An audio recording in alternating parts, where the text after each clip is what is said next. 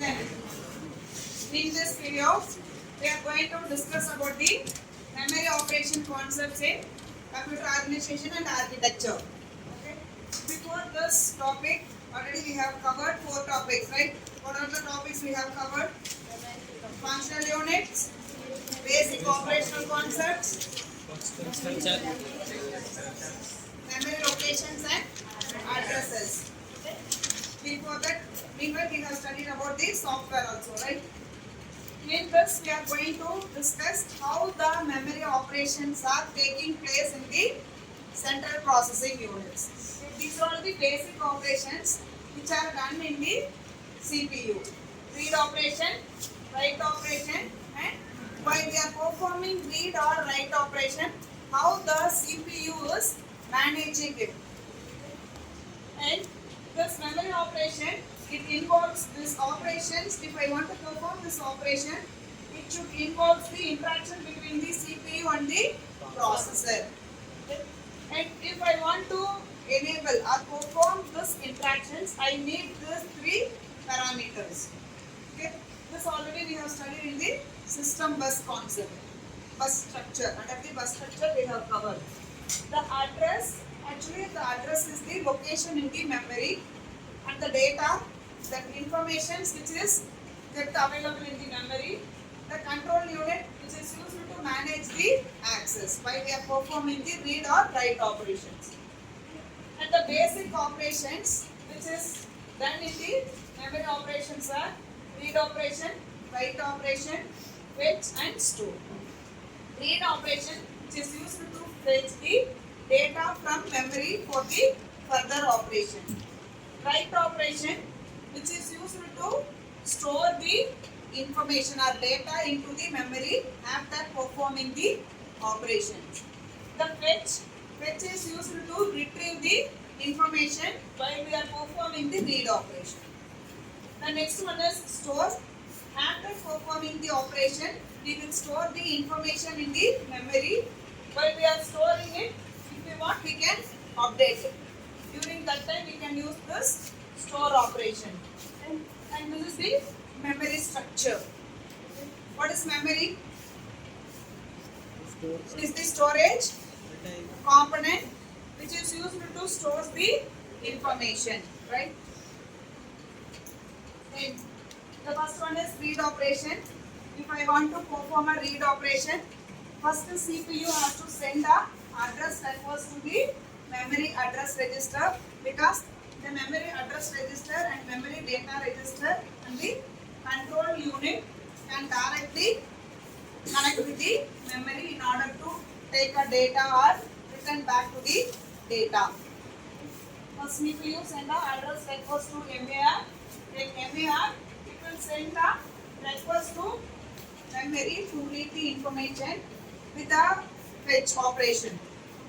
Meanwhile, before we are performing the read operation, it will send the activate read signal to the control unit to avoid the interruption.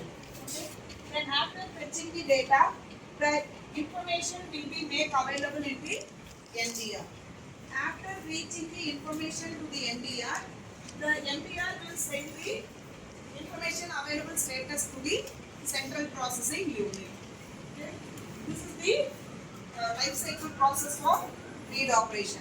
The next one is write operation.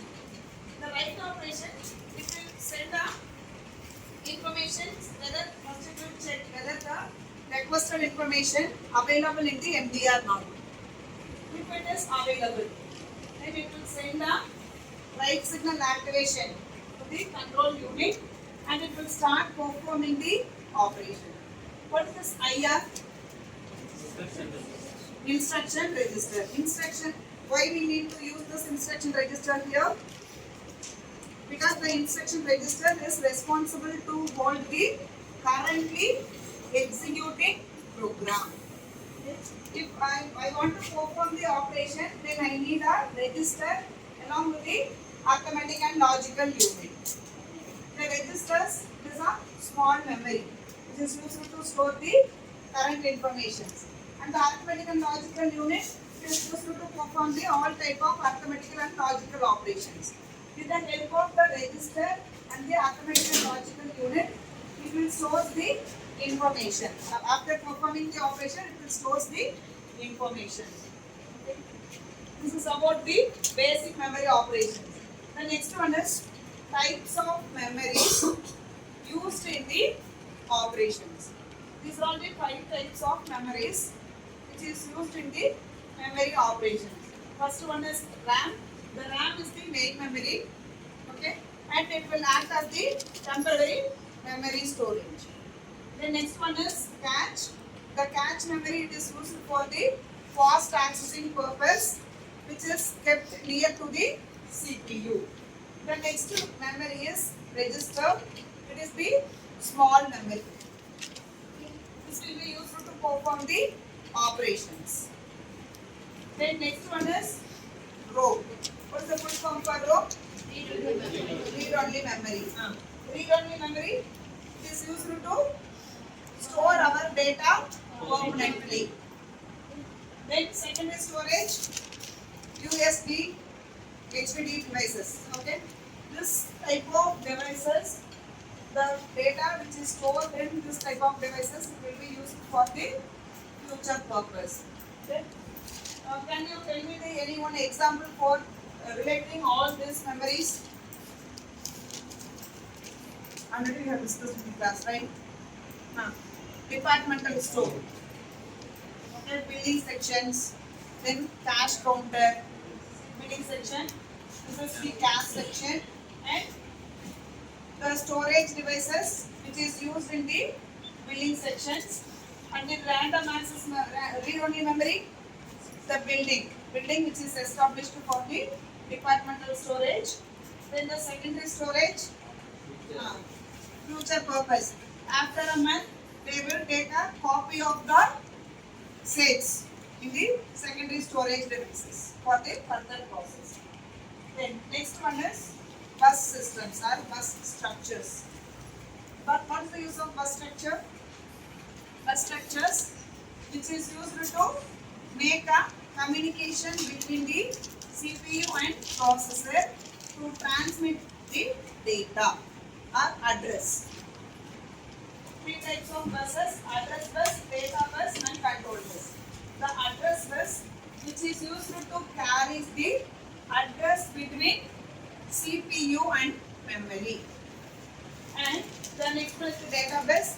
Data bus, which is used to carry data between memory to CPU. Control bus, which is used to manage the access, read and write operation. Right. While we are storing the data, we will use the either we can use the Little Endian or Big Endian. Okay, while we are going with the Little Endian, it will start from the least memory storage to the most. But when we are going with the Big Endian, it is from MSB, most significant to least significant.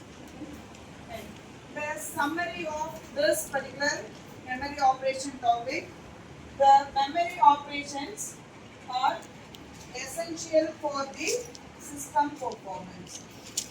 Why we need to study this topic means, if I want to perform any type of memory operations in the system, then I need this memory operation. Okay, memory operation is essential for system performance. Then next is the CPU. If the CPU wants to interact with memory by using the buses and registers, then we need this memory operations for interaction purpose. Then next one, if I want to perform a read and write, that should be followed in a sequence, right?